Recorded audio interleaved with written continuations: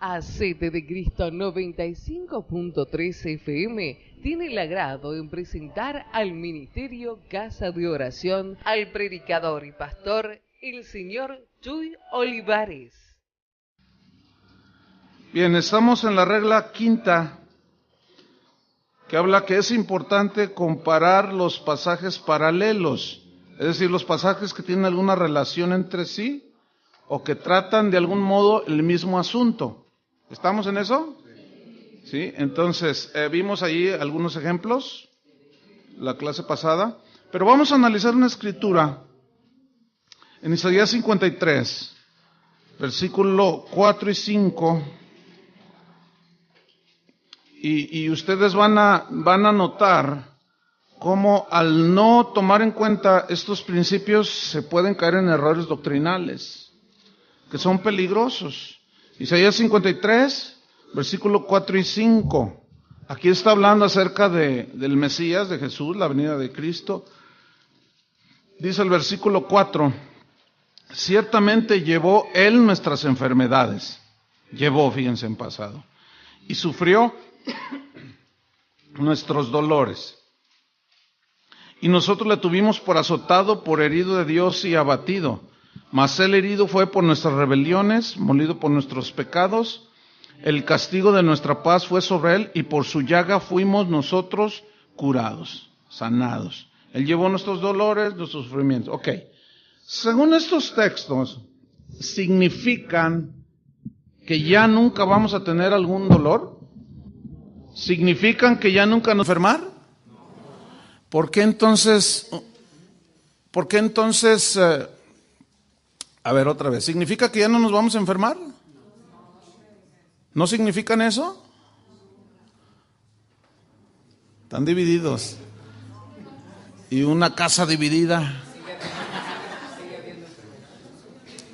Porque hay algunos sectores en la iglesia cristiana que dicen que el cristiano no se debe de enfermar, que ya no debes de sufrir porque Él llevó tus dolores. ¿Es eso realmente lo que significan estos versículos? Bueno, vamos a aplicar esta regla de comparar los textos paralelos, a ver si es verdad que significan que los cristianos ya no se enferman y ya no, como dice uno que se llama apóstol, se dice ser apóstol, dice, no, el precio ya fue pagado, yo no tengo por qué sufrir, yo no sufro. Le digo, no seas mentiroso, porque eso es una mentira, es un engaño, es un autoengaño. Y luego sale con el rollo de, no, por fe no, por fe ya no sufro. Pero ¿qué dijo Jesús? En el mundo tendréis aflicciones. Entonces tú tienes más fe que Jesús, híjole, estás grueso. Entonces vamos a ver algunos textos, a ver si los cristianos ya no se enferman, ya no padecen dolores, situaciones, etcétera. Vamos a Hechos 9:36. Hechos, yo se los voy a leer, ustedes nomás anótenlos para irnos rápido. Hechos 9:36 y 37. Dice, había entonces en Jope una discípula llamada Tabita, que traducido quiere decir Dorcas. Esta abundaba en buenas obras y en limosnas que hacía. Aconteció que en aquellos días enfermó y murió. Después de lavada la pusieron en una sala. Bueno, ustedes conocen la historia, ¿no? Ella se muere, pero el Señor hace un milagro allí. ¿Qué hace con esta Dorcas? Con Tabita, la resucita. Y dice la gente, no, bueno, pues es que Dios no quería que se muriera. Entonces, ¿cuándo se murió? Se tuvo que haber muerto. Lázaro también se murió. Ya no registra la Biblia cómo, pero pues como haya sido, se murió. Entonces aquí vemos a una discípula que se enfermó y se murió. Pues hay cristianos que se enferman y se mueren. Y hay una doctrina muy, muy desbalanceada, totalmente fuera de sí, que raya en la locura, que dice que los cristianos no se enferman, que los cristianos ya no tienen por qué sufrir si Él llevó nuestros dolores. ¿Qué tan cierto será? 2 Corintios 11:29. Ahora, tampoco se trata de que siempre vamos a estar sufriendo y siempre vamos a estar enfermos. O sea, porque ¿quién se va al otro lado? Segunda de Corintios 11, 29. Anoten, yo se los leo. Aquí Pablo está hablando a los corintios y les dice, ¿quién enferma y yo no enfermo? ¿A quién se le hace tropezar y yo no me indigno? ¿Quién se enferma y yo no? Pues yo también. Y bueno, lo vemos en Segunda de Corintios capítulo 12, enseguida habla del aguijón en su carne. Segunda de Corintios 12, del 1 al 10. Un mensajero de Satanás que lo abofetee. Y eso repercutió en su cuerpo. ¿Por qué razón el Señor permitió el aguijón en la carne de Pablo? Para que no se enalteciera, para que no se le subiera. Y Dios sabe cómo tratar. Segunda de Corintios 12, 1 al 10. Filipenses 2. Filipenses 2. En el versículo 25 al 27, les leo. Mas tuve por necesario enviaros a Epafrodito, mi hermano y colaborador y compañero de milicia, nuestro mensajero y ministrador de mis necesidades. Porque él tenía gran deseo de veros a todos vosotros y gravemente se angustió porque había oído que había enfermado. Pues en verdad estuvo enfermo, a punto de morir. Pero Dios tuvo misericordia de él, y no solamente de él, sino también de mí, para que yo no tuviese tristeza sobre tristeza. ¿Quién se nos enfermó? El hermano Epafrodito. Se enfermó. Y estuvo a punto de la muerte. ¿Será que les faltó fe como los que pregonan hoy la superfe? Oh. Gálatas 4:13. Aquí Pablo habla de su experiencia que tuvo, que narró en 2 Corintios 12, 1 al 10, Gálatas 4:13, dice, pues vosotros sabéis, les dice a los Gálatas, que a causa de una enfermedad del cuerpo os anuncié el evangelio al principio. Es decir, nada impidió que Pablo siguiera haciendo su ministerio, pero noten, el versículo es claro, ¿sí? A causa de una enfermedad yo les anuncié el evangelio de Jesucristo. O sea, Dios usó eso, pero se enfermaba Pablo. 1 Timoteo 5:23. Anoten allí. Y estoy abundando en versículos porque luego, pues, para que tengan argumentos cuando te salga uno de estos, ¿no? 1 Timoteo 5:23. ¿Saben qué hace esta gente que dice que no se enferman? Que el cristiano no se debe enfermar. Cuando ellos se enferman, salieron de vacaciones. De veras. Se desaparece. Oye, ¿dónde está el pastor? Salió de vacaciones, se fue a un retiro espiritual, cual se está retorciendo del chorro que le dio. Se enfermó, le dio una salmonelosis. Y lo disfrazan. No, es horrible eso, hermano. Se engañan a ellos mismos. 1 Timoteo 5:23 dice, ya no bebas agua, le dice Pablo a Timoteo, sino usa de un poco de vino por causa de tu estómago y de tus frecuentes enfermedades. Wow. No, pero es que le faltaba fe a Timoteo. No tenía la revelación que hoy tenemos, dicen. 2 Timoteo 4:20.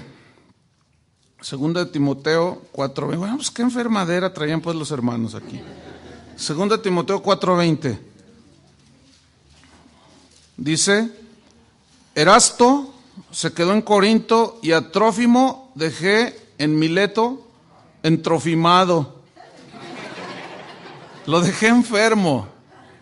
¿Dónde lo dejó? En Mileto. ¿A quién dejó? A Erasto y a Trófimo. A Trófimo. ¿Cómo estaba Trófimo en Mileto?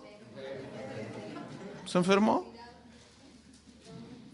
Entonces, ¿cómo está el asunto que él llevó nuestras enfermedades? Significa, escuchen, que tenemos a nuestra disposición la sanidad de Dios. Y ahí está. Es como la salvación. Ya, Él es el Salvador de todos los hombres, mayormente de los que creen. Ya vimos eso, ¿no? Entonces, ya ves, todos son salvos. No, espérame. No, Dios no quiere que ninguno se pierda. Dios quiere que todos se arrepientan, pero no todos se arrepienten. Entonces, ¿son salvos todos? No. ¿Ven? Santiago 5:14. ¿Está alguno enfermo entre vosotros? llame a los ancianos de la iglesia y únjanle con aceite en el nombre del Señor. ¿Está alguno enfermo entre vosotros? Le falta fe. Eso se saca por no estudiar las Escrituras, dicen. Yo tengo un libro, hermanos, se los iba a traer, pero no tiene caso. O sea, y que analizaron. Si tenemos tiempo en el curso, sí lo hacemos. Si no, yo les voy a leer pasajes, si se alcanza el curso. Les voy a leer pasajes y ustedes los van a interpretar. Lo que dices, no dice cada barrabasada, que tú dices, ¿cómo es posible? ¿Y qué es este tipo el que escribió? Es un pastor. ¿Se imaginan la pobre gente a la que tiene bajo su liderazgo y su enseñanza, con enseñanzas totalmente torcidas y desvirtuadas? Entonces, ¿está alguno enfermo entre vosotros? Llame a los ancianos de la iglesia y únjanle con aceite en el nombre del Señor. Y la oración de fe salvará o sanará al enfermo. Entonces, si una persona, como la que les narré el otro día, tiene diabetes y se desmaya, ¿y qué tienes? ¿Nada? No tengo nada. Pues Dios no es sanador de nada. Tú no puedes decir, estar diabético y decir, no tengo nada por fe. Es irracional, es ilógico, va en contra de las enseñanzas de la Biblia. Siempre el ciego aquel le dijo, ¿qué quieres que te haga? Bueno, nada, porque ya soy sano por fe. No, ¿qué le dijo? Pues reciba la vista, estoy ciego, no veo nada, recíbela. ¿Ven? Entonces, todo esto por no tomar en cuenta principios, hermanos. Principios que nos van a enseñar a interpretar bien las Escrituras. Esto es sumamente importante. Sumamente importante. Porque si algún día vas a ministrar así a gente, a hablar en público, a escribir libros, qué sé yo, tienes que tener una doctrina sólida. Ahora que ayer que llegó Miguelín de Honduras, me dijo, ¿qué crees, Chuy? Dice, pues fue un evento grande y había varios oradores. Dice que el apóstol de ahí, porque se dice que es apóstol, y había una profetisa que dijeron, vamos a hacer una ofrenda de guerra. Ah, caray, esa no la había oído. Una ofrenda de guerra. O sea, que si tú das, le estás haciendo la guerra al diablo. No puede ser. No, hermano. ¿Qué está pasando? Una ofrenda de guerra. Y estos hinchándose los bolsillos, que es una chulada, y los otros haciendo guerra al diablo, dándole a aquel falso maestro. ¿Quieren que levantemos una ofrenda de guerra? Necesito un viajecito. Quiero ir a Europa. No, es que es increíble. Y le digo, ¿y la gente que? No, mira, la gente todo se cree. Dice, pero cuando me dieron el micrófono, a lo mejor les cuenta algo, no sé, dice, solté todo. Dije, si ya no me invitan, que no me inviten. Pero si a mí me invitan a hablar la palabra, ahí les baile que les suelta. Están todos así, pero dice que hubo reacciones positivas, gracias a Dios, de parte de algunos líderes, otros así. Dice que había una profetisa que ya era hasta apóstola, no sé qué rollo, y apenas con 8 años de cristiana. Es que no puede ser. Entonces, ¿todo por qué? ¿Verdad? Dice, mira, cuando hablaban de la Biblia decían cada torpeza. Y la gente, ay, y como es gente que grita, que piensa que por sus gritos está bien ungido. Y como le ponen, entonces la gente piensa que eso es. Piensan que mientras más gritan es más ungido. Cuando un predicador grita mucho, yo en lo particular no me gusta escuchar a un predicador así. Les voy a decir por qué. Porque no te da chance de pensar. Si te suelta como ametralladora, y el Señor nada más te emociona. Pero lo que dice no te da chance de reflexionar, de agarrar lo bueno y desechar lo malo. Ahora yo no estoy diciendo que no haya predicadores que griten y que no estén verdaderamente ungidos y que no conozcan la Biblia. Sí, pero Yo no estoy diciendo eso, pero hay personas que usan eso. Mientras menos te dejen pensar, más te griten y más hasta le chillen ahí en el púlpito. La gente cree que están súper ungidos. Y hay que tener mucho cuidado. Bien, vamos ahora sobre las figuras retóricas.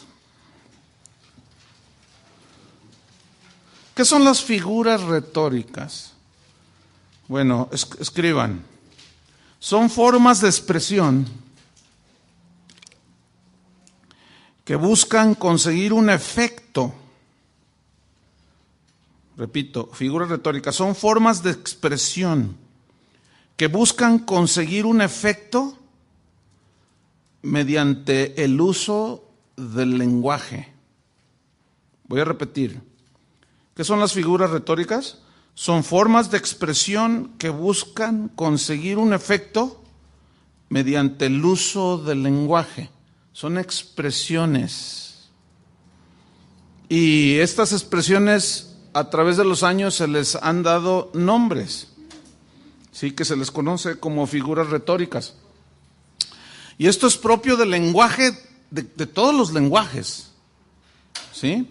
Pero, ¿por qué retóricas? Porque habla de lo vasto de un lenguaje para expresarse. ¿Sí?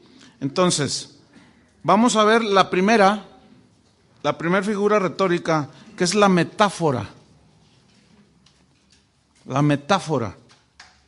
O sea, estos nombres no están en la Biblia, es obvio, de la metáfora, sino a través de los siglos la literatura ha definido con palabras las cosas. Es como ahorita, ¿no? La Real Academia, cada tiempo, no sé qué tiempos, actualizan su diccionario de la Real Academia, porque se van acuñando pensamientos, expresiones que se van haciendo propias de un pueblo y ya se hacen oficiales, pensamientos. Pero esto de la retórica, la metáfora es la primera, son expresiones, repito, que buscan conseguir un efecto por la manera en que se habla, mediante el uso del lenguaje. Y nos vamos a dar cuenta que la Biblia es, aparte de ser la palabra de Dios, indiscutible, es uno de los escritos en la literatura universal que son más ricos en expresiones. O sea, que no solo Dios es todo sabio y toda aparte, pues no podemos decir que Dios es culto. No, ¿cómo diremos? Que Dios tiene vastas maneras de expresarse. Entonces, los seres humanos nos podemos expresar también a través de figuras retóricas que son poéticas, en fin. Vamos a ver la primera, la metáfora. ¿Ya le anotaron ahí? ¿Qué es la metáfora? ¿En qué consiste una metáfora? Escriban. Consiste en utilizar una palabra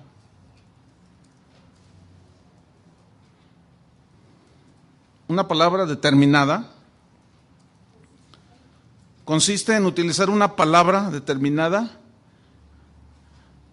cuyo significado es otro.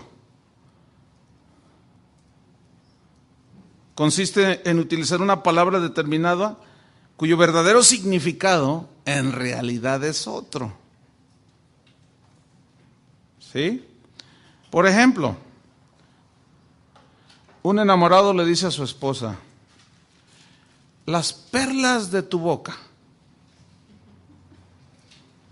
¿Qué? ¿Qué onda con eso? Es un lenguaje poético, ¿no? Pero obviamente metafórico. ¿Sí? ¿Por qué? Porque está hablando de ¿qué? De la blancura de los dientes. ¿Se acuerdan ahí en Cantares que dice tus dientes como ovejas trasquiladas? No quiere decir que está chimuela, sino... ¿Han visto una oveja trasquilada? ¿Sí han visto? Bien lisita, blanca. ¿Sí? Entonces, son expresiones poéticas. Y la Biblia, hermanos, está llena de eso, fíjense. Y cuando el estudiante de la Biblia, el cristiano, no, pues no se toma el tiempo de estudiar seriamente la Biblia, comete una de torpezas. Por ejemplo, miren, en 1 Corintios 11, 23 al 26, ahí habla de San Pablo cuando recibió del Señor Jesucristo. 1 Corintios 11, 23 al 26. Dice que la noche que fue entregado, tomó pan y lo partió. ¿Sí? Y les dio a todos y les dijo, tomad, comed, esto es mi cuerpo. ¿Sí? Les dio pan. Pues tomó la copa, dio gracias y les dijo, beban de ella todos, porque esto es mi sangre. Y luego Pablo dice, porque todas las veces que comiereis este pan, bebéis de esta copa, la muerte del Señor anunciáis. Escúchenme bien, la cena del Señor no es para cuando se casan. Yo no sé por qué les dan pan y vino cuando se casan, o a la quinceañera, o todas esas son cosas que se han ido acuñando. No. La cena del Señor es un memorial de su muerte y de su venida. Ahora, el problema está que la Iglesia Católica, en este caso, inventó una doctrina que se llama la transubstanciación. ¿Qué significa esta palabra, transubstanciación? Que el pan que bendice el sacerdote y el vino que bendice el sacerdote se convierten literalmente en el cuerpo de Cristo y en la sangre del Señor. Nada más, digo. Ahora sí que, como dicen los chavos, nada más inculto. Es que conoce una chava y dice, ay, no seas inculto, le dice a otro chavo. ¿Por qué le dice así? Pues, ignorante, le dice. Porque estaba diciendo cosas que no eran, ¿no? Entonces, nada más inculto, digo. Porque si así fuera, literalmente, entonces, bueno, Jesús también dijo, yo soy la vid, ¿por qué no se postran ante la vid? ¿O por qué no hacen una vid y dicen, ay, mira, la bendecimos también y la vid ya se hizo Cristo, vamos a abrazarlo? Digo, hasta suena así como que, ay, no nos quiere ver la cara, pastor. Pues claro que no, pues simplemente son metáforas. Y fíjense hasta dónde se ha llevado. Entonces, en Juan 15:5, Jesús dijo, yo soy la vid. Yo soy la vid. Ahora, tú piensas en una vid. ¿Qué quiso decir Jesús cuando dijo, yo soy la vid y vosotros los pámpanos? A ver, ¿qué quiso decir? Que dependemos de él. Así como la vid, el tronco, es el que se encarga de impartir y alimentar a las ramas a través de la savia. Así la vida de Cristo es la que alimenta la vida espiritual de las personas. Nosotros somos los pámpanos, las ramas. Entonces son metáforas, hermano. Son expresiones que buscan conseguir un efecto mediante el uso del lenguaje. Y Jesús habló metafóricamente, pero que era una chulada. Por ejemplo, él dijo en Juan 10:7, si lo quieren anotar, él dijo, yo soy la puerta de las ovejas. Bueno, pues háganse una puerta y adórenla. Así de fácil. ¿Verdad? Yo soy la puerta. Bueno, también dijo, yo soy la luz del mundo. ¿Qué era una lámpara? ¿De cuántos watts o qué? ¿Qué quiso decir con yo soy la luz del mundo? Son metáforas, hermano. Son expresiones poéticas de un lenguaje con cierto nivel, ¿sí?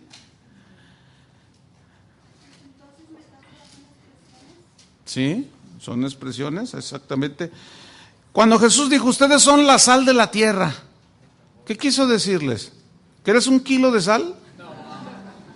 Bueno, pues ahí está, 1 kilo de papas y hazte un puré acá, rico. Cuando dijo Jesús, la lámpara del cuerpo es el ojo. A ver, ¿quién tiene una lámpara Everready ahí en los ojos? ¿O qué? ¿Qué onda? A ver, son expresiones. Sin embargo, fíjense, mucha gente al ignorar esto, al ser indoctos e inconstantes, leen lo metafórico y lo interpretan literal. Y caen en gravísimos errores, hermano. También nos dijo a nosotros, ustedes son la luz del mundo.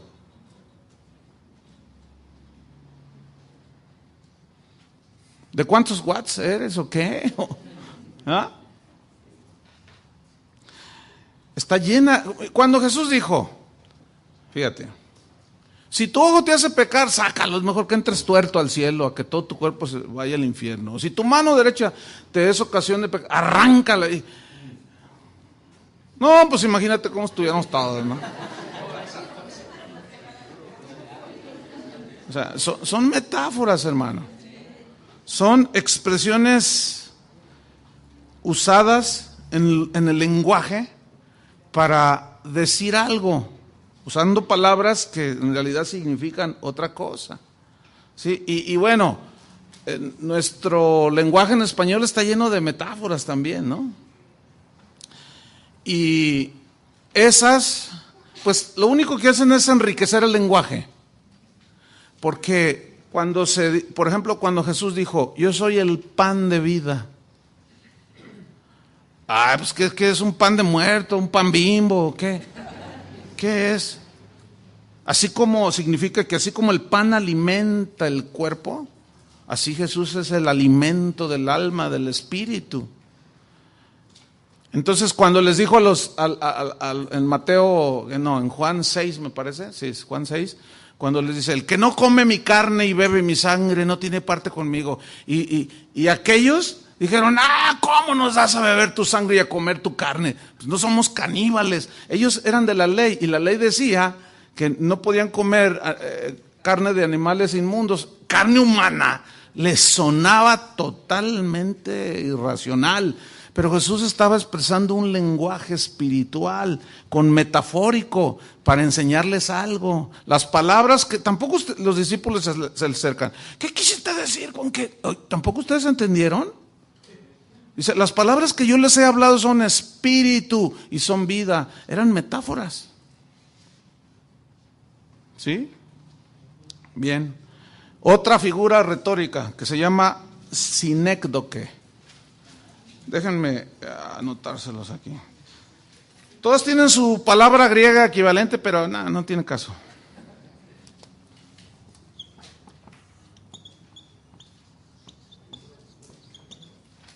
Así. Si ustedes buscan en el diccionario Larousse o en cualquier enciclopedia, ahí aparecen todas las figuras retóricas. ¿Sí? Esta se llama sinécdoque. Así me agacho para que lo vean. ¿Ya? Sinécdoque. Ok.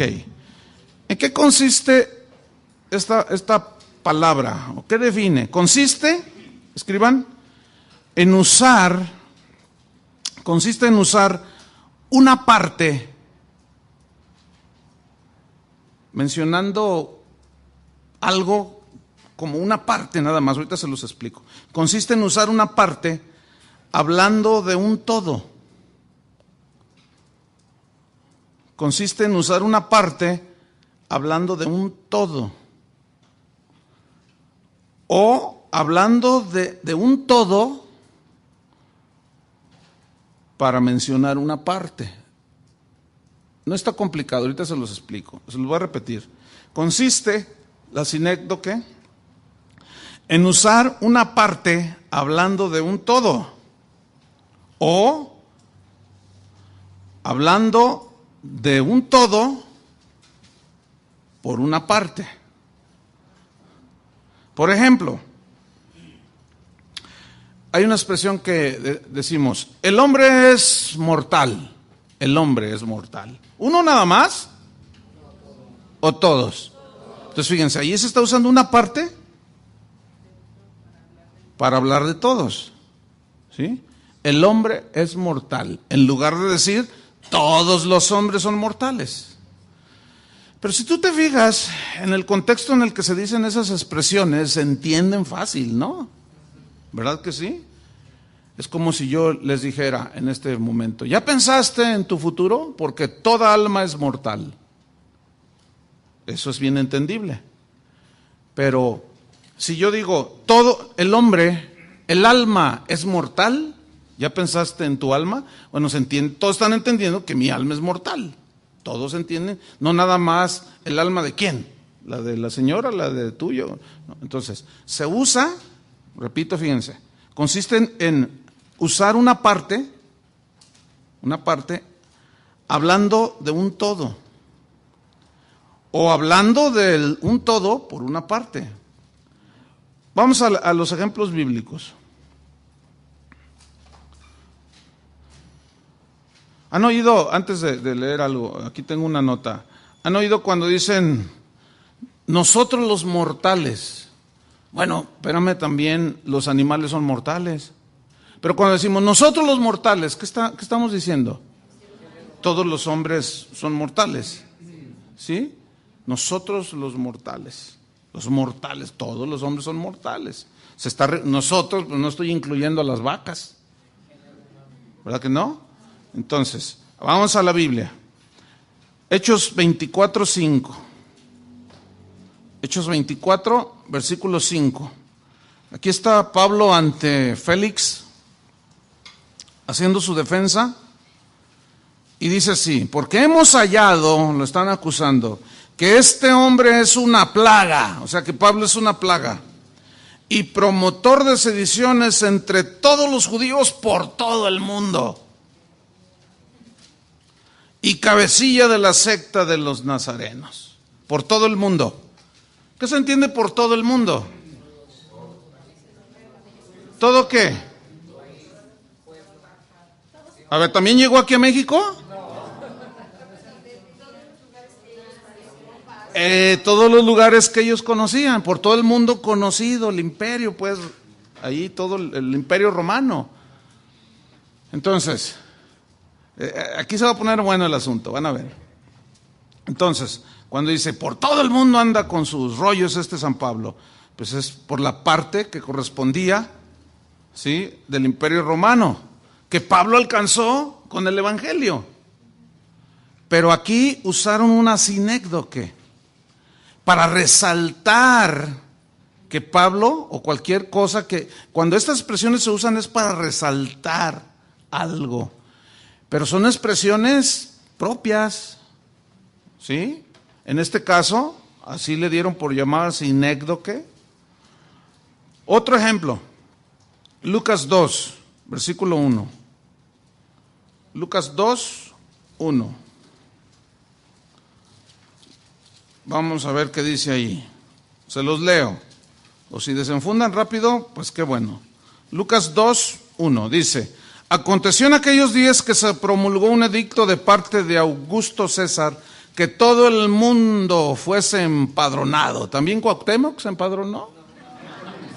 ¿La Malinche? ¿Ah? Que todo el mundo se empadronase. Bueno, ¿a qué se refiere que todo el mundo? ¿Quién estaba gobernando? Augusto César. ¿A quién es? ¿A todo el mundo a qué se refiere? Fíjense, este es el todo por la parte. ¿Entienden? O sea, usó una expresión, todo el mundo.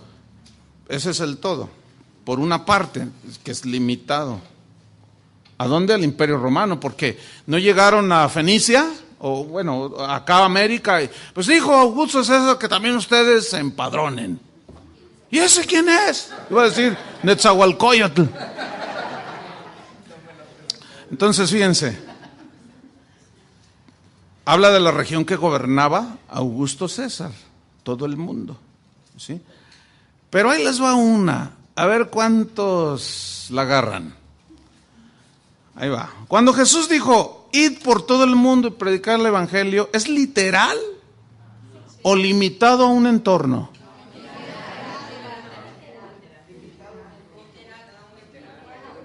Id por todo el mundo. Es literal, ¿saben lo que es literal, no? O sea, que es tal y como se está hablando ahí. Entonces aquí no es sinécdoque. ¿Se dan cuenta? Bueno, escuchen bien. De esto está llena la Biblia. De esas cosas está llena la Biblia. Porque si alguien nada más así, de una manera muy simple, estudia, lee, dice, entonces Jesús nada más Cuando dijo vayan por todo el mundo, nada más era el mundo entonces que allí el Imperio Romano, pues no, porque aquí es donde ya entra, escuchen bien, los idiomas originales también. Porque acuérdense que mundo es una de las palabras que tienen diferentes significados según los contextos, pero también según el original, la palabra original. ¿Siguen guardando para su diccionario de griego y hebreo? Bueno, en su momento lo tendrán y yo les voy a enseñar cómo usarlo, cómo manejarlo y cómo sacarle pero todo el jugo, porque yo me he encontrado con gente que no sabe usarlo. Y han cometido, sí, es más o menos así. Entonces, de eso, hermanos, está llena la Biblia. Cuando dice Jesús, de tal manera amó Dios al mundo, y lo dice, no améis al mundo ni las cosas. Digo, ¿qué onda? ¿Se está contradiciendo Jesús? ¿Verdad que no? Aunque ustedes no lo crean, hay cristianos que han dicho, Jesús amó al mundo. Y yo, no seas bruto, man. Digo, con perdón de ustedes. ¿Y dónde están los paralelos? Y se fijan que como en las dos es distinto significado. ¿Sí o no? De tal manera amó Dios al mundo. ¿Al mundo qué está diciendo? ¿A quién? A las personas caídas en pecado, ¿cierto? Y cuando dice Juan, no améis al mundo ni las cosas que están en el mundo. ¿A qué se refiere mundo? Al sistema de pensamiento, sistema de vida, filosofía, conductas que el mundo tiene. ¿Ven? Entonces, como la Biblia está llena de expresiones así, ay, hermanos, es una tristeza ver tanta chuecura en la iglesia cristiana. Esto es lo triste. Está dentro de nosotros, hermano. Y se dice cada rollo. Es una chulada. Pero da mucha pena. Entonces, mira, tú tienes que ser un estudiante serio de la Biblia. Amén. Entonces, bueno, hay muchísimos ejemplos más, pero pues no podemos verlos todos, ¿no? Eso ya ustedes empápense de esto, del principio, de la enseñanza, y ya cuando lean su Biblia, ya ustedes, que Dios les ilumine, pero aplicando estos principios. Entonces, sinécdo, que vamos sobre la tercera, palabra retórica. La tercera se llama metonimia, así, metonimia, así tal y como suena. La metonimia. Sí.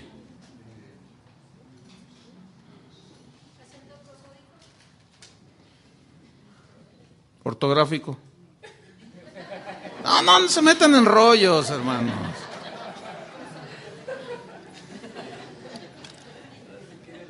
Aleluya. Ok, la metonimia. ¿En qué consiste la metonimia?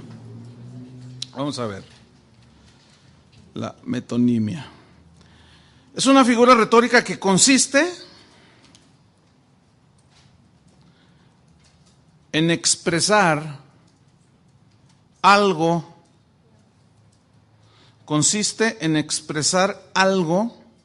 de una manera simbólica. Consiste en expresar algo de una manera simbólica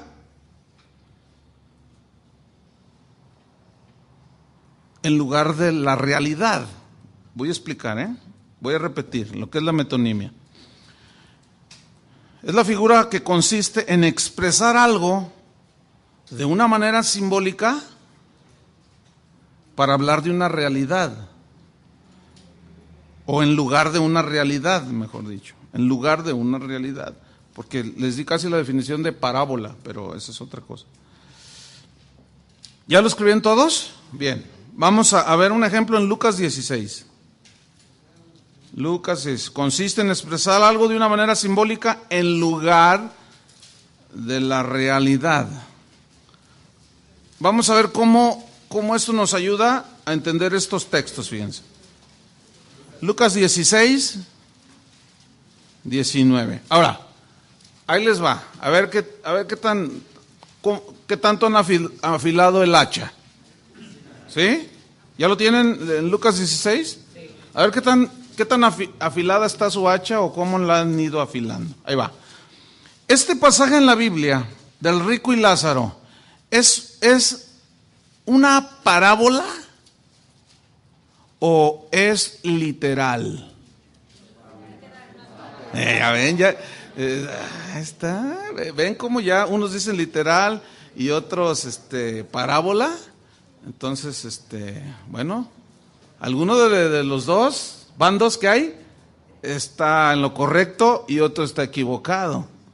Ok, ¿cómo sabemos el contexto? Capítulo 16 en el versículo 1 habla del mayordomo infiel, ¿se acuerdan? Y habla en el versículo 1, dijo también a sus discípulos, había un hombre rico que tenía un mayordomo y que fue acusado ante él como disipador de sus bienes, un rico. Y luego habla del engaño de las riquezas y que ninguno puede servir a dos señores, el engaño de las riquezas, porque ninguno puede servir a Dios y al dinero. O sirves al dinero, o sirves a Dios, o sirves a Dios, o sirves al dinero, viceversa. Entonces, inmediatamente después, en el versículo 16, después de esta historia, la ley y los profetas eran hasta Juan. Desde entonces el reino de Dios es anunciado y todos se esfuerzan por entrar en él. Pero más fácil es que pasen el cielo y la tierra que se frustre una tilde de la ley. O sea, nada puede ser quitado, ni disminuido, ni aumentado. Y luego dice, había un hombre rico que se vestía de púrpura y de lino fino y hacía cada día banquete con esplendidez. A ver, ustedes, yo voy leyendo y hablando y ustedes se van a dar cuenta si es literal o simbólico. ¿De acuerdo? Ok. Versículo 20. Había también un mendigo llamado Lázaro que estaba echado a la puerta de aquel lleno de llagas y ansiaba saciarse de las migajas que caían de la mesa del rico y aún los perros venían y le lamían las llagas. Aconteció que murió el mendigo y fue llevado por los ángeles al seno de Abraham. Yo les pregunto, ¿es literal el seno de Abraham o es simbólico? Se van. Ay, hermano, no, ay, necesito ser mejor maestro. Ayúdame, Señor. A ver, ayúdame, Señor. A ver, ¿el seno de Abraham no existe? ¿Es algo simbólico?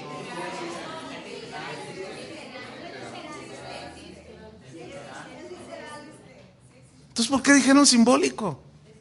O sea que el infierno es simbólico. El lugar de tormento es simbólico. Pues ya que estés ahí te vas a dar cuenta que no es simbólico. No, este es el punto, hermano. Este es el punto.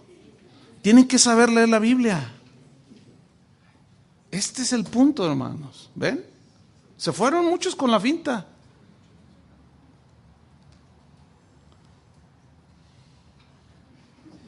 Entonces también el cielo es simbólico. Sí. Hay cosas. ¿Cómo saber si es literal o simbólico? Contexto, paralelos de ideas, la Biblia es su propio intérprete. Digo, no crean que nada más es una definición o una regla y ya, no. Muchas veces se usan hasta 4 reglas. Casi se las tienen que saber de machetito. O sea, no pueden leer nada, así nada más y aseverar así como es simbólico. Estabas convencidísimo que es simbólico, pero no es simbólico, hermano. Entonces también el pecado es simbólico. Pero hay cosas simbólicas, ¿sí o no? Sí. Hay que saber, ese es el punto en la interpretación bíblica. Hay que saber leer la Biblia. Cuando lean la Biblia, no sean como los que, ¿qué mujer tiene detrás? No, espérenme. No estás leyendo Chanok o Mimín Pingüín así nada más para leerlo sin meditarlo, sin examinarlo bien. No, no, no. Estás leyendo la enseñanza de Dios, la palabra de Dios. Entonces, seguimos. Después de esta corrección, seguimos. Entonces dice, aconteció que murió el mendigo y fue llevado por los ángeles al seno de Abraham. Y murió también el rico y fue sepultado. Y en el Hades, a ver, ¿el Hades es simbólico o literal? ¿Verdad? Y en el Hades alzó sus ojos. A ver, alzó sus ojos. ¿Cómo? Si su cuerpo estaba allí. ¿Cómo que alzó sus ojos?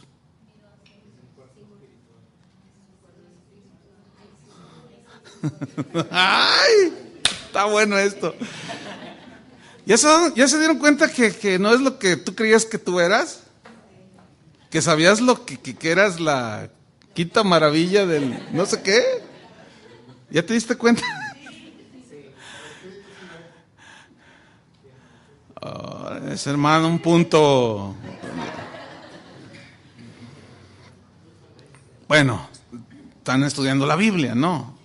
Entonces, pues se vale, obviamente, ahorita se vale equivocarse. Después ya no, hermanos. No, después ya, mira, puedes mandar a la gente al infierno si interpretas mal la Biblia. Acuérdense que somos espíritu. Dios es espíritu, ¿ve? Sí. Entonces, como que...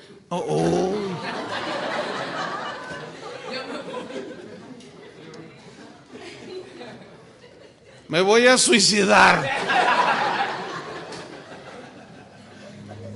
Ahogándome en agua. Me voy a tomar 10 litros. ¿Satanás es un espíritu? ¿Ve? Sí. Pero no tiene cuerpo.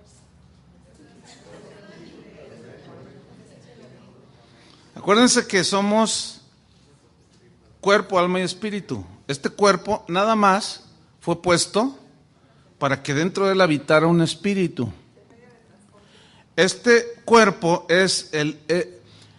fue diseñado por Dios para podernos mover aquí en la tierra. Pero una vez que tú mueres, sigues viendo, oyendo, sintiendo, palpando. ¿Sí o no? Sí. ¿O es simbólico? No. A ver, seguimos leyendo pues. Les dije que se iba a poner bueno, ¿verdad? A ver. Entonces se murió el mendigo y fue llevado al seno, en el versículo 23. Y en el Hades alzó sus ojos, vio. Estando en tormentos, sintió. Y vio de lejos a Abraham y a Lázaro en su seno. Según la enseñanza del contexto general de la Biblia, el Hades es el lugar donde van los muertos. Pero dice que hay una cima, hay una parte que separa de donde iban los justos, llamado seno de Abraham, y donde iban a tormento los injustos. Entonces, parece como que esa pared es transparente. Acuérdense que aquí estamos entrando al nivel del espíritu, y un espíritu, ¿se acuerdan cuando Jesús resucitó su cuerpo, era glorificado? ¿Se acuerdan que entró donde estaban los discípulos sin abrir la puerta? O sea, para esto hay que entender también que entramos al nivel del espíritu. Los espíritus, el nivel del espíritu es otra cosa. ¿Sí? Entonces, cuando dice que alzó sus ojos, vio a Abraham y a Lázaro en su seno. Versículo 24. Entonces él, el rico, dando voces, hablaba. ¿Ven? Dijo: Padre Abraham, ten misericordia de mí, y envía a Lázaro que moje la punta de su dedo en agua y refresque mi lengua, porque estoy atormentado en esta llama. Díganme si esto no concuerda con toda la enseñanza en la Biblia respecto del lugar de tormento, de los malos. ¿Está de acuerdo o no? Entonces, el contexto de la Biblia te afirma, te confirma que no es simbólico. En el tabernáculo había una puerta, ¿se acuerdan? Había una luz. Esos son los tipos, pero eso lo vamos a ver, es que es una figura también, eso lo vamos a ver después. Y luego Jesús cuando dice, yo soy la luz, al judío acostumbrado a escuchar que había luz en el tabernáculo, la luz se les hacía muy familiar. La puerta, pues había una puerta para entrar, era pequeña y había que entrar agachado. Había pan en el tabernáculo, ¿se acuerdan? Yo soy el pan de vida. Entonces dice, que refresque mi lengua porque estoy atormentado, sentía, fíjense, sentía, veía, tenía sed, tenía todas las mismas sensaciones que hoy tenemos en el espíritu, espiritualmente hablando, es lo mismo. Pero Abraham, dice en el versículo 25, Abraham le dijo, hijo, acuérdate que recibiste tus bienes en tu vida y Lázaro también males, pero ahora este es consolado aquí y tú atormentado. Escuchen bien, esto no significa que el rico se va al tormento, nada más porque sí. Acuérdense del pasaje, del contexto que está hablando de los que sirven a las riquezas y no a Dios. ¿Estamos? O sea, este rico sirvió al placer, a las riquezas, al dinero y se olvidó de Dios. Pero también ha habido ricos en la Biblia. Abraham fue riquísimo, ¿cierto? Bueno, entonces, porque de aquí se agarran muchos para decir que ser rico no es de Dios. Es más, yo conozco a una persona que pertenecía a una iglesia cristiana. Cuando esta persona se convirtió, a raíz de la muerte de su esposo, y su esposo era un hombre rico y le dejó mucho dinero y casas y todo, y el pastor y los líderes y la gente andaban sobre la señora esta diciéndole que era pecado ser rico, que no, que quién sabe qué, pero todos, hasta el pastor le bajó dinero, la despelucaron toda a la señora. Y una vez que ya no tenía nada, ahora, pero por supuesto el pastor tenía 2, 3 casas, ¿entienden? Los líderes todos traían autos nuevos, del dinero que le quitaron a la señora, que porque era pecado ser rico. Hágame usted favor, hermano. Entonces, mientras más se mantenga el pueblo en ignorancia, más es más fácil manipularlos. Entonces, seguimos leyendo. ¿Que si hay memoria? Ah, sí, claro. Acuérdense que todas las sensaciones que hoy tenemos en el espíritu igual. Versículo 26, además de todo esto, dice, porque le pide el rico que mande a Lázaro que le moje con tantita agua, ¿no? Además de todo esto, dice, una gran sima está puesta entre nosotros y vosotros, de manera que los que quisieren pasar de aquí a vosotros no pueden, ni de allá para acá. Ahora, yo les voy a hacer una pregunta. Una vez que ya alguien se muere, se va a alguno de los dos lados, ¿no? Después, bueno, ya en el Nuevo Testamento, el paraíso, ¿verdad? Ok, fíjense. Cuando alguien se muere, vamos actualmente, se murió creyendo en Cristo, se va con el Señor. Si se fue renegando de Cristo, no creyendo, se va al lugar de tormento, ¿cierto? Ok, ahora, los muertos pueden salir del cielo, de la presencia de Dios, o del lugar de tormento. No. Entonces, ¿qué con Juan Diego que se apareció? ¿O qué onda con...? No, la enseñanza general de la Biblia, los muertos ya no pueden, porque su cuerpo ya está. Pero aquí es donde Satanás engaña a la gente. Es que vi a mi abuelita que se me apareció, que la acabamos de enterrar. Pues no era tu abuelita, era Satanás disfrazado de tu abuelita, toda arrugadita y viejita. Ahorita no preguntas, por favor. ¿Qué más? Dice, entonces le dijo el rico, te ruego pues, si no podemos salir ni venir, ni ir, ni venir para acá, ni salir, te ruego pues, padre, que le envíes a la casa de mi padre, o sea, con su familia, que envíe a Lázaro, porque tengo 5 hermanos, para que les testifique, a fin de que no vengan ellos también a este lugar de tormento, que sí es real. Dice, que, mira, manda a Lázaro para que les diga. Y dice el versículo 29, y Abraham le dijo, y aquí es donde está la metonimia. ¿Qué es la metonimia? Es la figura retórica que consiste en expresar algo de una manera simbólica en lugar de una realidad. Dice, y Abraham le dijo, a Moisés y a los profetas tienen, óiganlos. Ah, caray, a ver, espérame. ¿Moisés ya se murió?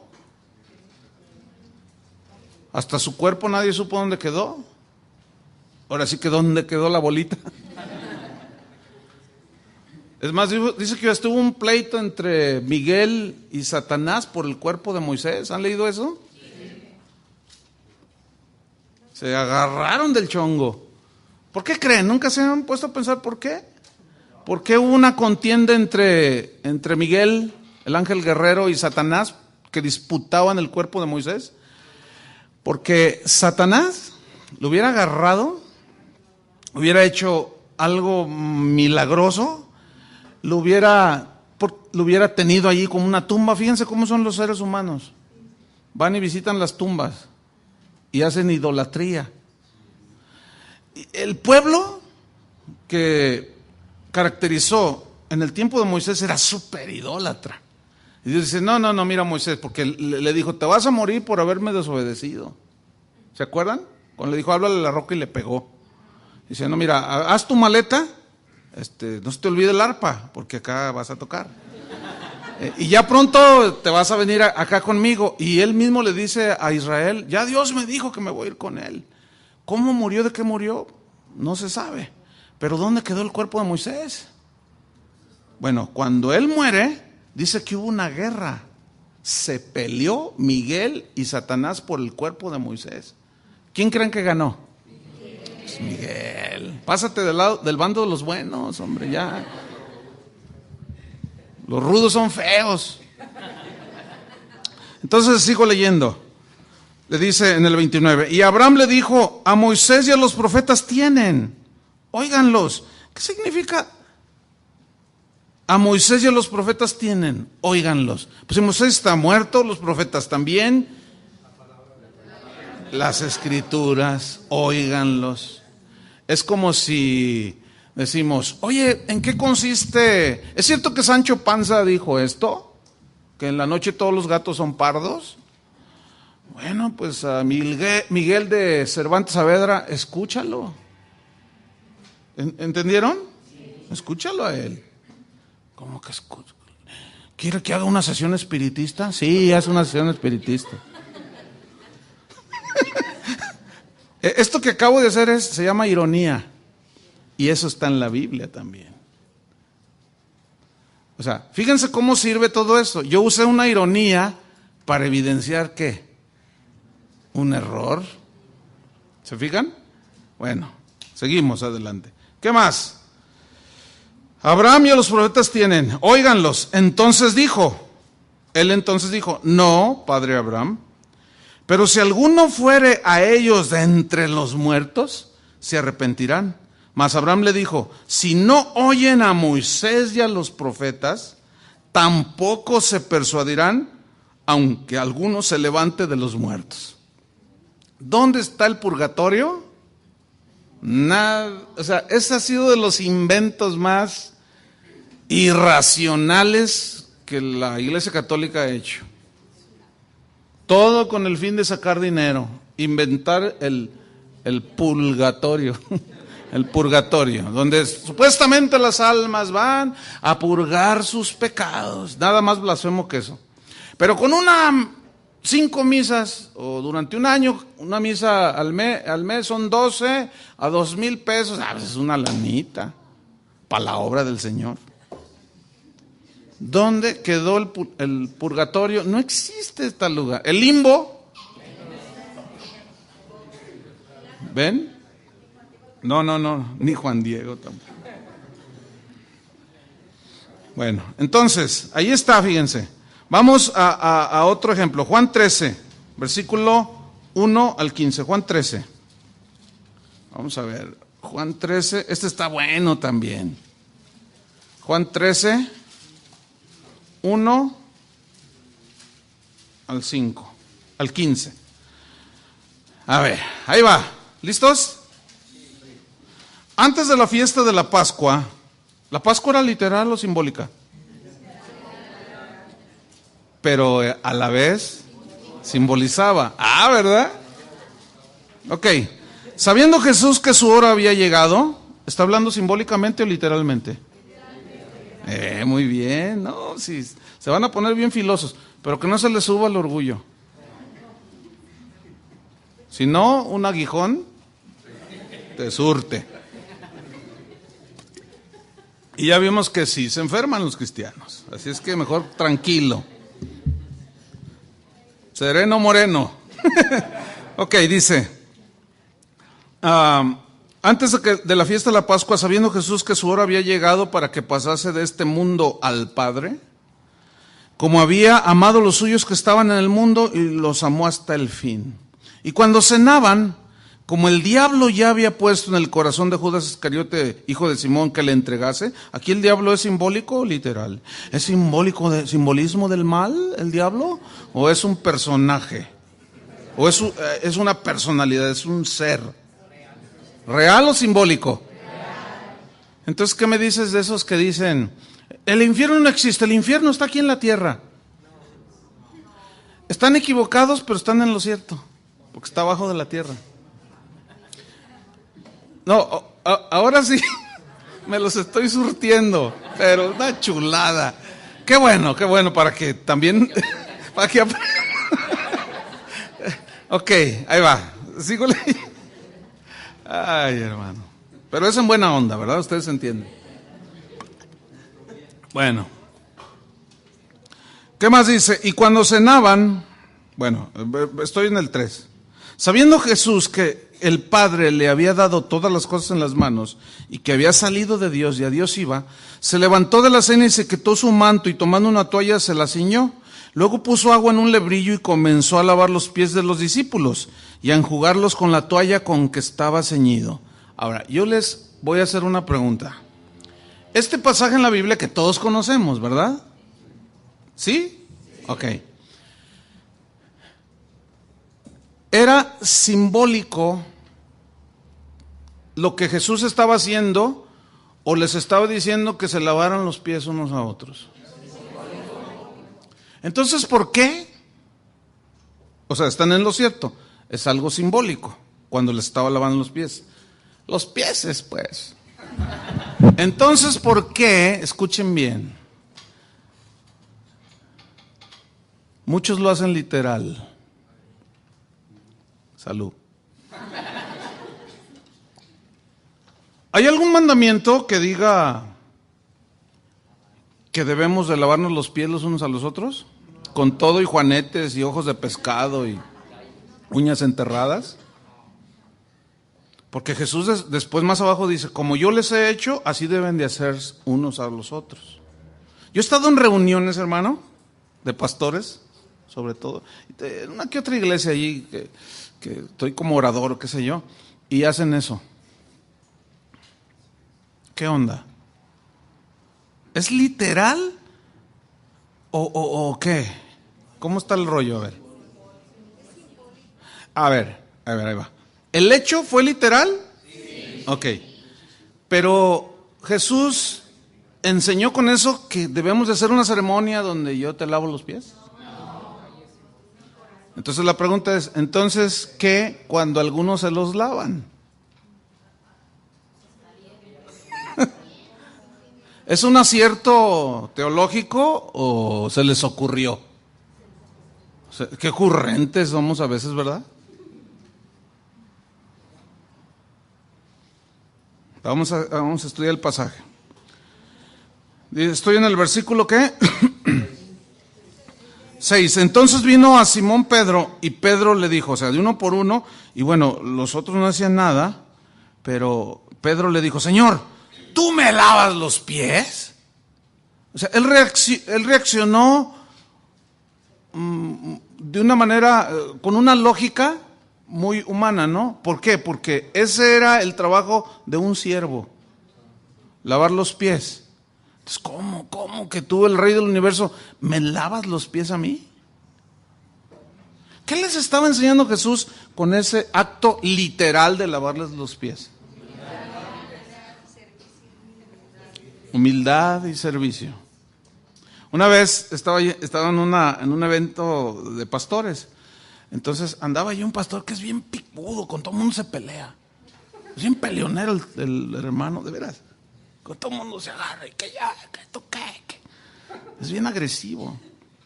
Entonces, parece como que el Señor lo tocó. Y luego que va y trae un balde. Les voy a lavar los pies.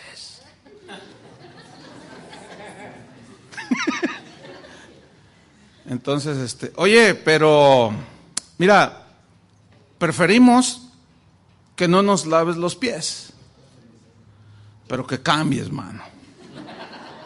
O sea, ¿para qué haces tu payasada de lavarme los pies si cuando salimos otra vez sigues con tus rollos heréticos y siempre atacando y siempre que tú eres la última Coca-Cola del desierto y que no sé qué, y descalificas a medio mundo? O sea, ¿realmente eso fue lo que quiso decir Jesús? Por supuesto que no. Vamos a seguir leyendo. Entonces Pedro le dice, tú me lavas los pies, respondió Jesús y le dijo, lo que yo hago tú no lo comprendes ahora. Estaba medio tapadito Pedro. Dice, más lo entenderás después. Pedro le dijo, no me lavarás los pies jamás. Jesús le respondió, si no te lavare, no tendrás parte conmigo. Le dijo Simón Pedro, Señor, no solo mis pies, sino también las manos y la... No, báñame y luego me echas mi talquito. Y luego con aceitito de bebé. Y luego me das mi bibi. Ay, ese Pedro. ¿Se fijan cómo estaba en un lado y luego en un instante se iba al otro? Pero ¿se acuerdan cómo Jesús, por qué le dijo a él, tú serás Petros, piedra sólida? Porque era muy inestable. Entonces él era el típico cristiano sentimental, que lo jalan, lo llevan, se dirige, se mueve, no por lo que dice la Biblia, no la sabe interpretar. Esa era una etapa en la vida de Pablo. No entendía y se iba a todos, de Pedro, y se iba a todos lados. Y aquí le dice, no tengo parte contigo. No, pues báñame todo, le dice. Ahora, fíjate, le dice, si no te lavare. ¿Qué significa si no te lavare? ¿Qué estaba haciendo allí Jesús en ese momento? Miren, aquí es donde consultamos los paralelos. Si no te lavare. Porque si tú ves en la Biblia, por ejemplo, miren, en Efesios 5:26, búsquenlo, ahí habla de Cristo y la iglesia. Pongan una señal ahí en Juan 13. Pero en Efesios 5:26, ahí está hablando de la relación de Cristo y la iglesia, el esposo y la esposa, y está hablando que maridos, amad a vuestras mujeres, así como Cristo amó a la iglesia, y se entregó. Efesios 5:26, fíjense lo que dice. Dice que maridos, en el 25, amad a vuestras mujeres, así como Cristo amó a la iglesia, y se entregó a sí mismo por ella. Fíjense, aquí plural, en el 25, maridos, amad a vuestras mujeres. Ya ves, Jesús dijo que se puede. A vuestras mujeres, dijo. Mira, aunque no lo creas, hermano, de veras. Tú dices, bueno, porque tú ya estás más despiertito. Pero ha habido casos, ¿no? Jesús dijo, y sacan ese versículo, vuestras mujeres. Sí, pero la cosa es que los que oyen estos tipos se la creen. Ese es el problema. ¿Qué más dice? Bueno, así como Cristo amó a las iglesias, ¿verdad? Y se entregó a sí mismo por ella, escuchen, para santificarla, habiéndola purificado en el lavamiento del agua por la palabra. Purificado en el lavamiento del agua por la palabra. ¿Se acuerdan de los fariseos? Bueno, había un ritual en la ley de purificación que se lavaban, pero ¿se acuerdan que Esto era simbólico, ¿sí? Pues se acuerdan que los fariseos le atacaron a Jesús, tu discípulo no se lava las manos. ¿Se acuerdan de esos pasajes? Bueno, dice aquí que purificó a la iglesia en el lavamiento del agua. ¿Qué estaba haciendo con Pedro? Fíjense, ahí está el punto. Estaba haciendo un acto simbólico. Porque el agua es símbolo de la palabra de Dios y también el símbolo es una figura retórica que vamos a ver después. O un tipo.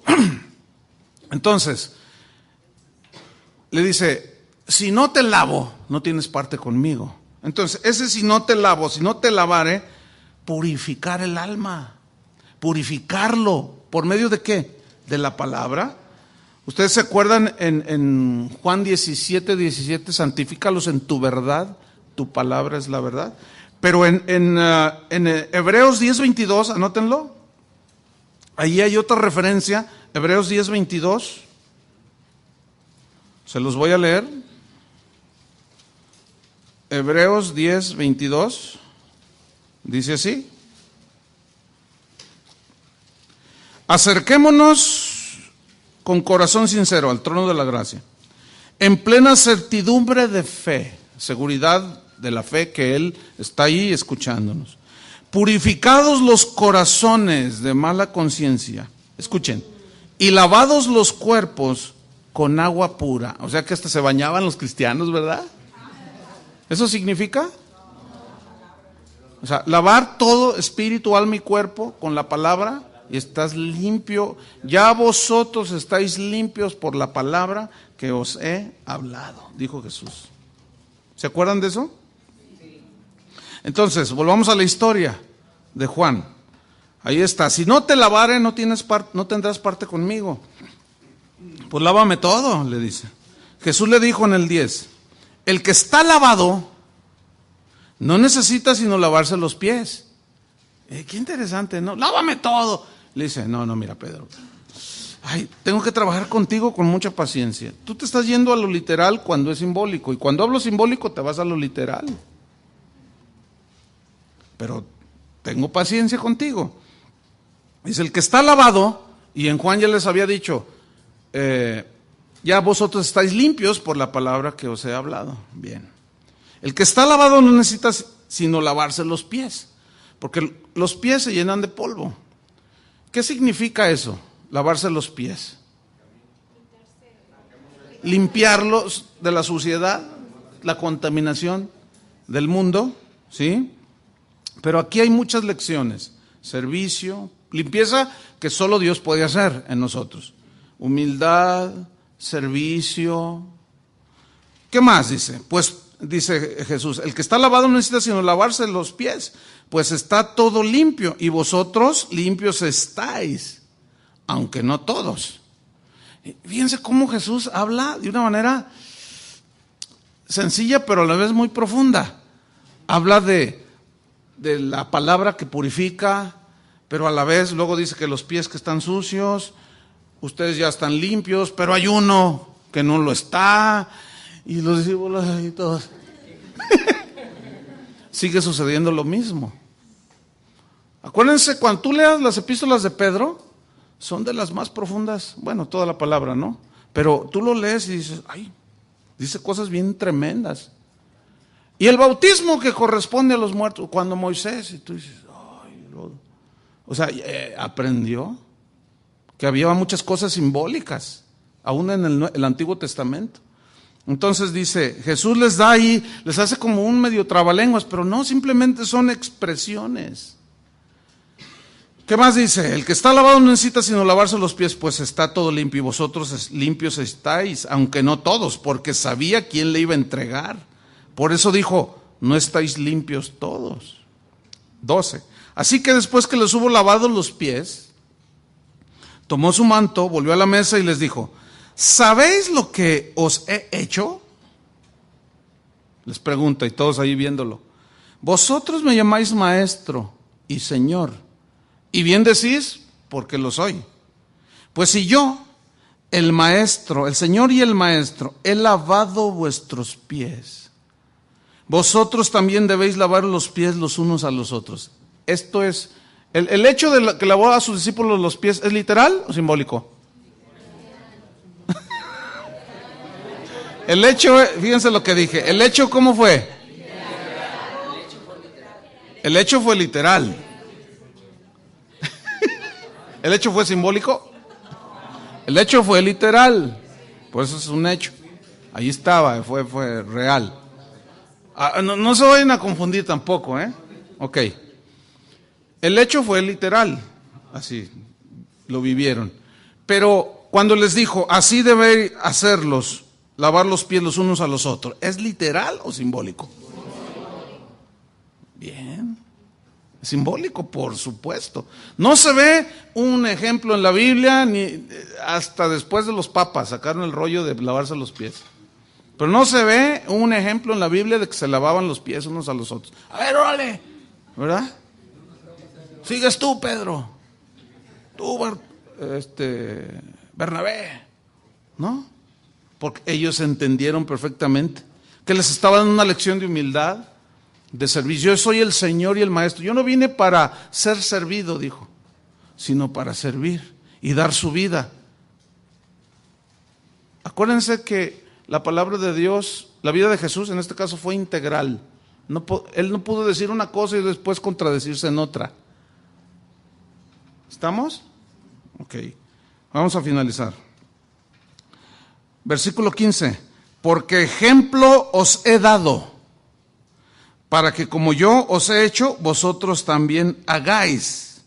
De cierto os digo, el siervo no es mayor que su señor, ni el enviado es mayor que el que le envió. Si sabéis estas cosas, o si entendéis estas cosas, bienaventurados seréis si las hiciereis. ¿Entendieron el asunto?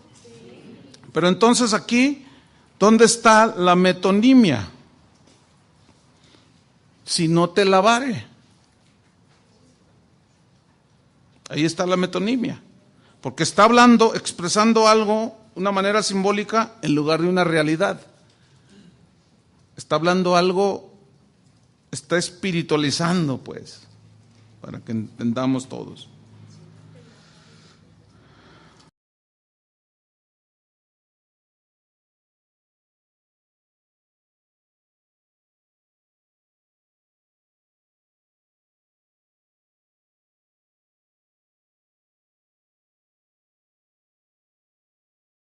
Por nuestras rebeliones, molido por nuestros pecados, el castigo de nuestra paz fue sobre él, y por su llaga fuimos nosotros curados, sanados. Él llevó nuestros dolores, nuestros sufrimientos. Ok. Según estos textos, ¿significan que ya nunca vamos a tener algún dolor? ¿Significan que ya nunca nos enfermar? ¿Por qué entonces, a ver, otra vez, ¿significa que ya no nos vamos a enfermar? ¿No significan eso? Están divididos. Y una casa dividida. Porque hay algunos sectores en la iglesia cristiana que dicen que el cristiano no se debe de enfermar, que ya no debes de sufrir porque él llevó tus dolores. ¿Es eso realmente lo que significan estos versículos? Bueno, vamos a aplicar esta regla de comparar los textos paralelos, a ver si es verdad que significan que los cristianos ya no se enferman y ya no, como dice uno que se llama apóstol, se dice ser apóstol, dice, no, el precio ya fue pagado, yo no tengo por qué sufrir, yo no sufro. Le digo, no seas mentiroso, porque eso es una mentira, es un engaño, es un autoengaño. Y luego sale con el rollo de, no, por fe no, por fe ya no sufro. Pero ¿qué dijo Jesús? En el mundo tendréis aflicciones. Entonces tú tienes más fe que Jesús, híjole, estás grueso. Entonces vamos a ver algunos textos, a ver si los cristianos ya no se enferman, ya no padecen dolores, situaciones, etcétera. Vamos a Hechos 9:36. Hechos, yo se los voy a leer, ustedes nomás anótenlos para irnos rápido. Hechos 9:36. y 37. Dice, había entonces en Jope una discípula llamada Tabita, que traducido quiere decir Dorcas. Esta abundaba en buenas obras y en limosnas que hacía. Aconteció que en aquellos días enfermó y murió. Después de lavada la pusieron en una sala. Bueno, ustedes conocen la historia, ¿no? Ella se muere, pero el Señor hace un milagro allí. ¿Qué hace con esta Dorcas? Con Tabita, la resucita. Y dice la gente, no, bueno, pues es que Dios no quería que se muriera. Entonces, ¿cuándo se murió? Se tuvo que haber muerto. Lázaro también se murió. Ya no registra la Biblia cómo, pero pues como haya sido, se murió. Entonces aquí vemos a una discípula que se enfermó y se murió. Pues hay cristianos que se enferman y se mueren. Y hay una doctrina muy, muy desbalanceada, totalmente fuera de sí. Mi hermano y colaborador y compañero de milicia, nuestro mensajero y ministrador de mis necesidades. Porque él tenía gran deseo de veros a todos vosotros y gravemente se angustió porque había oído que había enfermado. Pues en verdad estuvo enfermo, a punto de morir, pero Dios tuvo misericordia de él, y no solamente de él, sino también de mí, para que yo no tuviese tristeza sobre tristeza. ¿Quién se nos enfermó? El hermano Epafrodito se enfermó y estuvo a punto de la muerte. ¿Será que les faltó fe como los que pregonan hoy la superfe? Oh. Gálatas 4:13. Aquí Pablo habla de su experiencia que tuvo, que narró en 2 Corintios 12, 1 al 10. Gálatas 4:13 dice, pues vosotros sabéis, les dice a los Gálatas, que a causa de una enfermedad del cuerpo os anuncié el evangelio al principio. Es decir, nada impidió que Pablo siguiera haciendo su ministerio, pero noten, el versículo es claro, ¿sí? A causa de una enfermedad yo les anuncié el evangelio de Jesucristo. O sea, Dios usó eso, pero se enfermaba Pablo. 1 Timoteo 5:23. Anoten allí. Y estoy abundando en versículos porque luego, pues para que tengan argumentos cuando te salga uno de estos, ¿no? Que rayen la locura, que dice que los cristianos no se enferman, que los cristianos ya no tienen por qué sufrir si Él llevó nuestros dolores. ¿Qué tan cierto será? 2 Corintios 11:29. Ahora, tampoco se trata de que siempre vamos a estar sufriendo y siempre vamos a estar enfermos. O sea, porque ¿quién se va al otro lado? 2 Corintios 11:29. Anoten, yo se los leo. Aquí Pablo está hablando a los corintios y les dice, ¿quién enferma y yo no enfermo?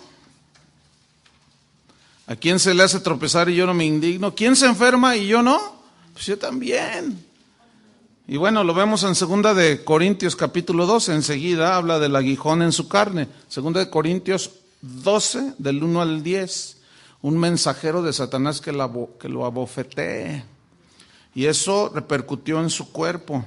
¿Por qué razón el Señor permitió el aguijón en la carne de Pablo? Para que no se enalteciera, para que no se le subiera. Y Dios sabe cómo tratar. 2 Corintios 12, 1 al 10. Filipenses 2. Filipenses 2, en el versículo 25 al 27. Les leo. Mas tuve por necesario enviaros a Epafrodito.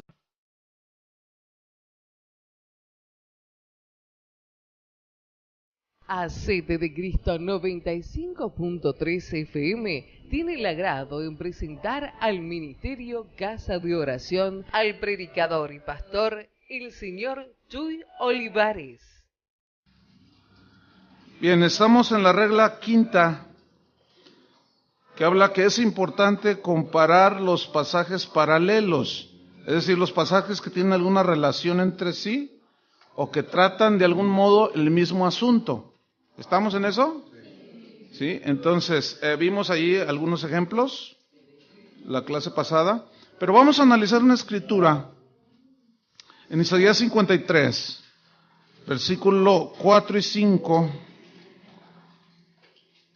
Y ustedes van a notar cómo al no tomar en cuenta estos principios se pueden caer en errores doctrinales, que son peligrosos. Isaías 53, versículo 4 y 5. Aquí está hablando acerca del Mesías, de Jesús, la venida de Cristo. Dice el versículo 4, ciertamente llevó Él nuestras enfermedades. Llevó, fíjense en pasado.